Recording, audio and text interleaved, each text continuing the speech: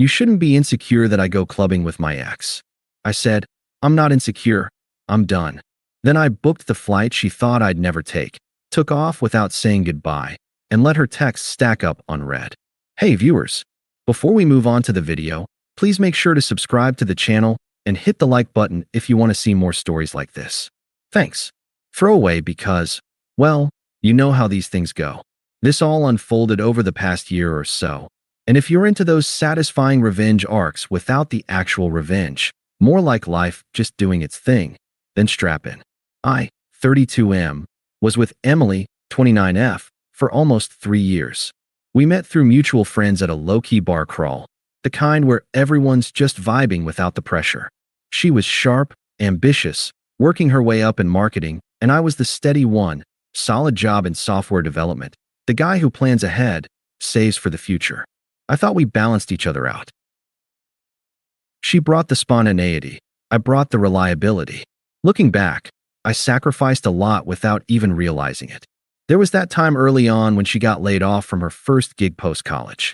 I covered rent for our shared apartment for 4 months straight, no questions asked, while she job hunted. I cooked, cleaned, even helped tweak her resume late into the nights. You're my rock, she'd say, curling up next to me. And I believed it. Hell, I turned down a killer promotion last year because it would have meant relocating to a coastal town I'd always dreamed about. Think salty air, endless beaches, a slower pace, but with remote work potential. Emily laughed it off when I mentioned it. Babe, that's cute, but we're city people. You'd get bored in a week. So I stayed. For us, things started shifting about 6 months ago. Emily reconnected with her ex, Jake, through some work event. They dated in college, messy breakup from what she told me, him being too wild back then. But now, apparently, he was matured, running his own event planning side hustle. At first, it was innocent, a coffee catch-up here, a group hang there. Then it escalated to clubbing. Emily loved the nightlife scene, dancing, drinks, the energy. I'd join sometimes, but my job had early mornings, so I'd bow out gracefully. No big deal, right? Until Jake became a staple. I'd see the posts on her social media the next day, blurry shots of her laughing in a booth, Jake's arm slung casually around her shoulders, captioned something like, "Nights out with old friends hit different fired." I'd feel this knot in my gut, but I'd push it down. We talked about it once or twice. "It's nothing, babe," she'd say, rolling her eyes. "Jake's just fun to hang with. Don't be that guy." That guy meaning insecure, I guess. But I wasn't jealous of him per se. It was the disrespect. The way she'd come home at 3 a.m., tipsy, and brush off my concerns like they were annoying static. One Friday, she texted me from work, "Heading out with the crew tonight. Jake's DJing at that new spot downtown. Don't wait up." Face blowing a kiss. I stared at the message, that familiar twist in my chest. The crew was mostly her and Jake these days, from what I could tell. I tried to play it cool, but when she got home to change, I couldn't hold it in.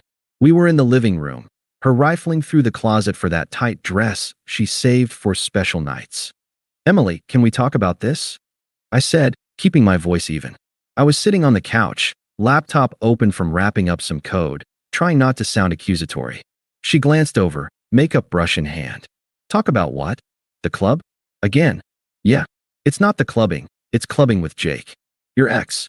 Every weekend now. It feels off." She laughed, that light, dismissive chuckle that always made me feel small. "Oh my God, seriously? You shouldn't be insecure that I go clubbing with my ex. We're friends. That's all. If you trusted me, this wouldn't be a thing." "I'm not insecure," I replied, measured.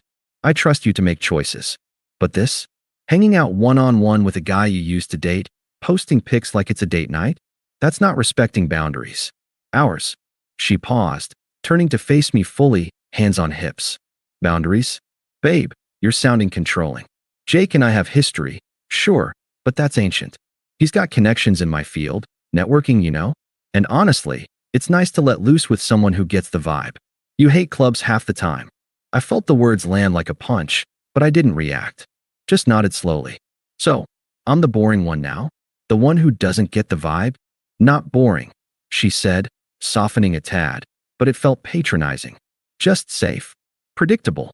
I love that about you, but sometimes I need more energy. Jake brings that. It's harmless fun. If you're this worked up, maybe you should come along tonight. Loosen up. I shook my head. Nah. I've got an early meeting tomorrow. But think about how this looks from my side. How it feels. She sighed dramatically, grabbing her purse. I have thought about it. And I think you're overreacting. Grow a spine or something. Life's too short for jealousy drama. With that, she blew a kiss and headed out the door, heels clicking down the hall. That night, I didn't sleep much. Stared at the ceiling, replaying our conversations, the sacrifices I'd made. The coastal town job offer flickered in my mind, that dream I'd shelved for her. Why was I holding on to someone who treated me like a backup plan? The confusion gnawed at me, that unfairness of giving everything and getting dismissed. But I didn't text her, didn't call. Just let the silence settle.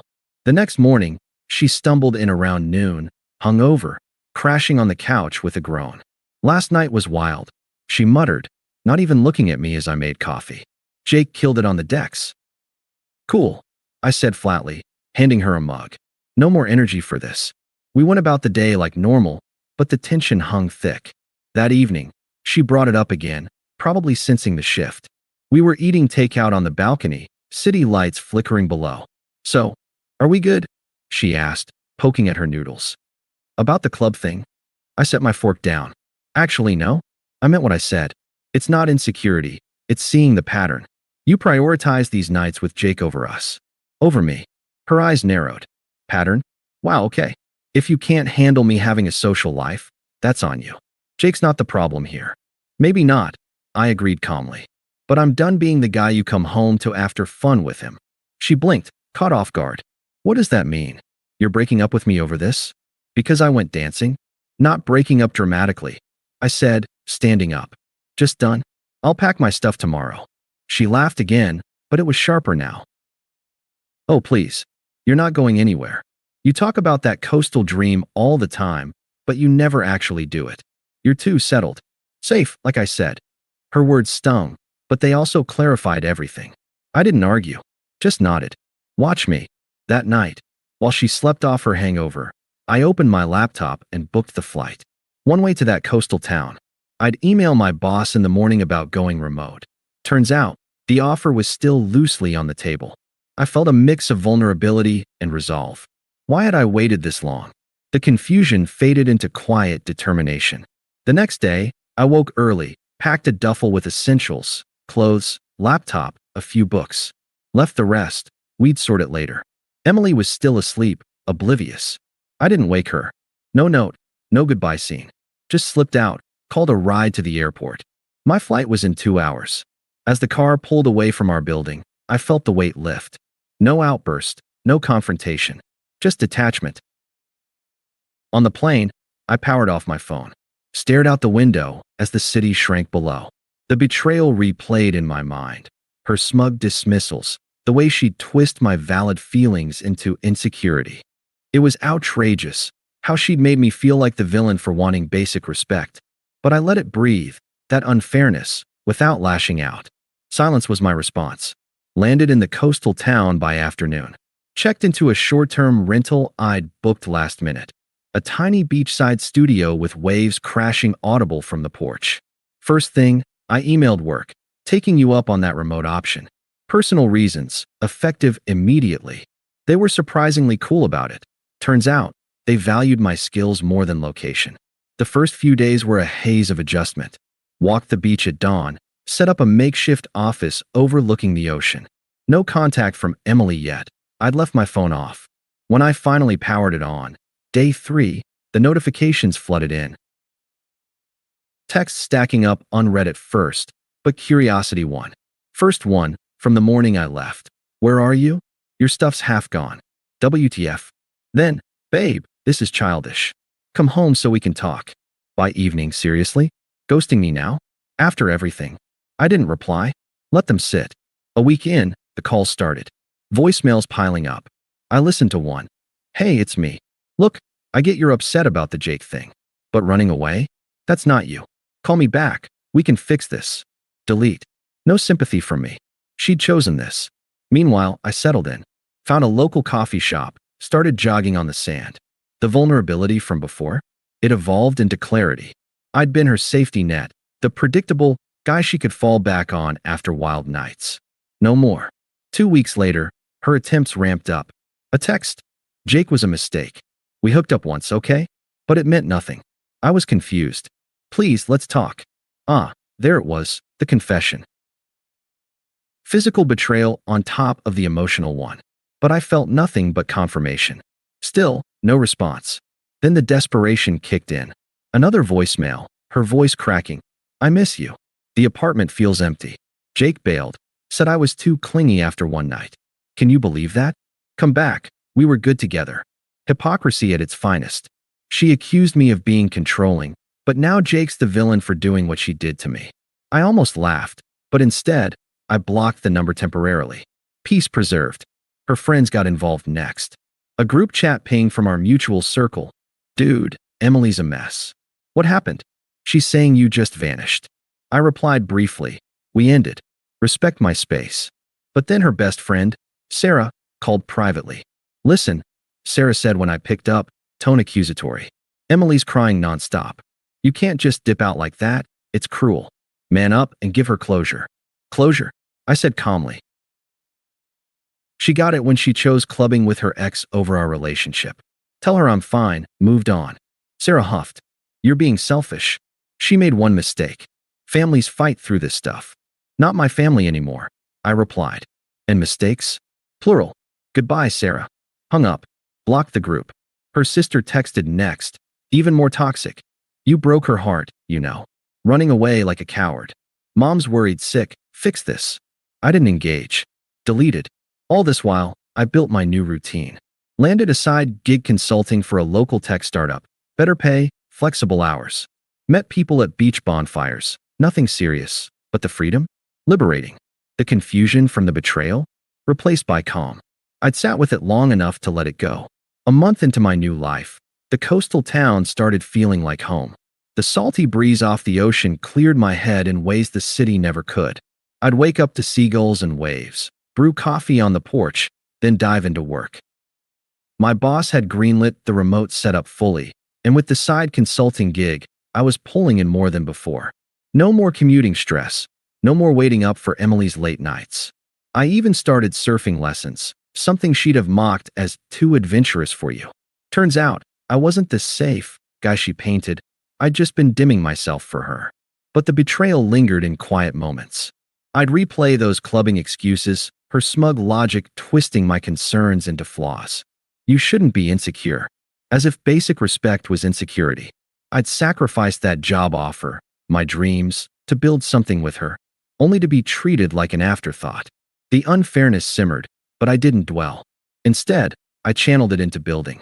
Joined a local hiking group, made friends who valued depth over drama. One evening, over beers at a beach bar, I opened up vaguely about the breakup.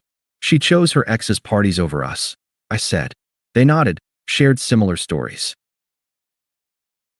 It normalized the confusion, made me realize I wasn't alone in feeling discarded. Still, her attempts trickled in through other channels. I'd unblocked her number after a while, just to monitor without engaging. Emails now. Hey, stranger. Saw your location ping on that shared app we forgot to unlink. Coastal town, huh? That's unexpected. Miss our balcony talks. Delete. Then more voicemails, her tone shifting from casual to edged. I listened to one on a walk, wind whipping my phone. It's been weeks, she said, voice wobbly. Jake's out of the picture, total jerk. He got aggressive one night, yelling over nothing. I blocked him. But you? Ghosting like this hurts. We had something real. Call me. I paused the message, stared at the horizon. Aggressive? So the fun guy showed his true colors. But no sympathy stirred. She dismissed my warnings, chosen him. I deleted it, kept walking. The silence from my end must have gnawed at her. Her family ramped up next. Her mom emailed, polite at first, but underlying guilt. Emily's not herself. She's lost weight, skipping work. Whatever happened, families forgive. Come visit. I didn't reply. Then her dad called, gruff and unpleasant. Son, this is bullshit, he barked when I answered. You up and leave without a word? Emily's crying to us daily. Man up, talk it out. You're acting like a child. Respectfully, I said evenly. She ended it by prioritizing her ex. I'm protecting my peace now. Please don't call again. He scoffed. Peace? You're hiding. She says you were jealous, but running away? Weak. Fix this for her sake. I hung up mid-sentence. Blocked. Their toxicity mirrored hers, dismissing my side, demanding I bend.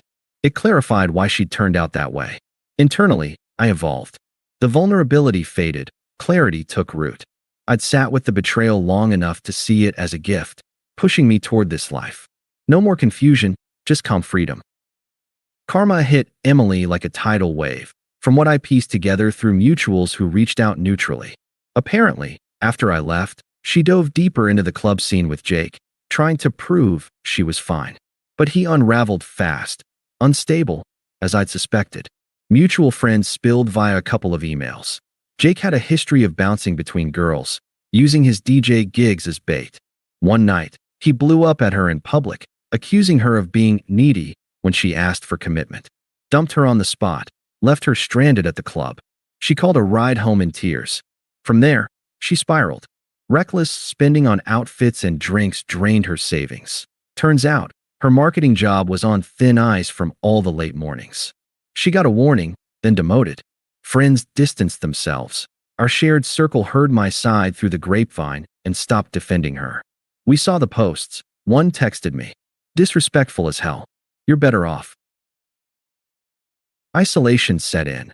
She became irrelevant in the social whirl she'd chased. Her desperation peaked. Texts flooded again. Please read this. Jake was abusive. Threw stuff. Screamed. I'm scared. I need you. Then, why won't you answer? I admit it. I cheated emotionally, maybe more. But I was lost. Forgive me.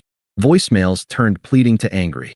I listened to a string one rainy afternoon, curiosity overriding. Okay, fine, she said, sniffling. Ignore me. But know this. You're the one who abandoned everything. We could have worked it out. Now I'm alone, broke, crashing on Sarah's couch. Happy. Next, screw you. Ghosting is cruel. Jake at least communicated, even if he was a dick. You're worse. The hypocrisy shone, accusing me of abandonment after her betrayal. Then friends intervened again, more toxic this time. Sarah messaged, Emily's hitting rock bottom, lost her job today. Blames you for the stress. Come fix your mess. I replied, not my mess. She chose this. Then a group call ambush from a few others. I answered warily. Bro, one guy started. Emily's begging us to talk to you. She's desperate. Says she loves you. Wants to move there even. Her voice cut in. They'd conferenced her. Babe, is that you? Please, I was wrong. Jake used me. Discarded me like trash. I see now you were right. Let's start over. I'll change. Emily, I said firmly, no emotion. This isn't a discussion. But I need you, she wailed. Everything's falling apart. Friends ditched me. Family's mad. You're my rock, remember? The others chimed. Yeah, man, give her a shot. She's learned. No, I cut in. You've shown your colors. Goodbye. Hung up. Blocked them all. Her final texts raged. Fine, be heartless. You'll regret this when I'm gone for good. But she wasn't gone. Showed up in my inbox weeks later. Calmer but still desperate. Wedding invite came. Our friends. I'll be there. Can we talk then? I miss us. The wedding. Mutual friends. Back in the city. I'd RSVP'd yes, months ago. Fine. Let it be the closure she craved, on my terms. The wedding was at a quaint venue outside the city. Gardens, string lights, the works. I'd flown back for it, staying at a hotel to avoid old haunts. Walked in composed, in a sharp suit I'd bought coastal style, relaxed fit. Greeted friends warmly. Many pulled me aside. Heard about Emily. You dodged a bullet. Nods all around. Her reputation had tanked after the truth spread. She spotted me during cocktails, looking disheveled, rumpled dress, makeup smudged like she'd been crying. Approached hesitantly, alone while others mingled. Hey, she said, voice small. You came. Look good. Tan and all. I nodded politely, sipping my drink. Emily, can we talk? Privately. Her eyes darted, desperate, scanning for sympathy. Here works, I said calmly. No scene. She shifted. Okay, I messed up. Badly. Jake was a nightmare. Abusive, cheated on me too. Lost my job, friends, everything. But seeing you now, I realize what I threw away. You were loyal, supportive. I was smug, disrespectful. Please, give me, us, another chance. I've changed. Her words echoed her old justifications, flipped now. Hypocrisy laid bare. No, I replied evenly. That ship sailed. She blinked, tearing up. But why? We were good. I can move there, start fresh. Prove it. I glanced around, saw my new life reflected in the ease I felt. No pull toward her. Emily, you treated me like a backup. Dismissed my feelings, chose chaos over commitment. I learned from it, built something real. Better job, real friends, peace I never had with you. She flushed. So what? I'm irrelevant now? After 3 years. Exactly, I said firm. You're a past chapter. Closed. Anger flashed. You're cold. Heartless. I begged, and you, reflect, I cut in. You said I was safe, too predictable to chase dreams. Yet here I am, thriving. You? Chasing the wrong things led here. She glanced away, spotting a woman approaching. My date, Mia, from the coastal town. We'd met hiking. She was kind, adventurous, everything genuine. Mia smiled, linking arms with me. Ready for the ceremony? Emily's face crumpled. The reversal hit. Mia upgraded, her desperate and alone in a crowd. Goodbye, Emily, I said, turning away. She muttered something bitter, but I didn't hear. Walked off, irrelevant to her drama. Back home days later, no more texts. She'd faded. I proposed to Mia 6 months on, ring overlooking the ocean. Life's full circle. Thanks for watching. Make sure to subscribe to the channel and hit the like button. What do you think about this story? Share it in the comments.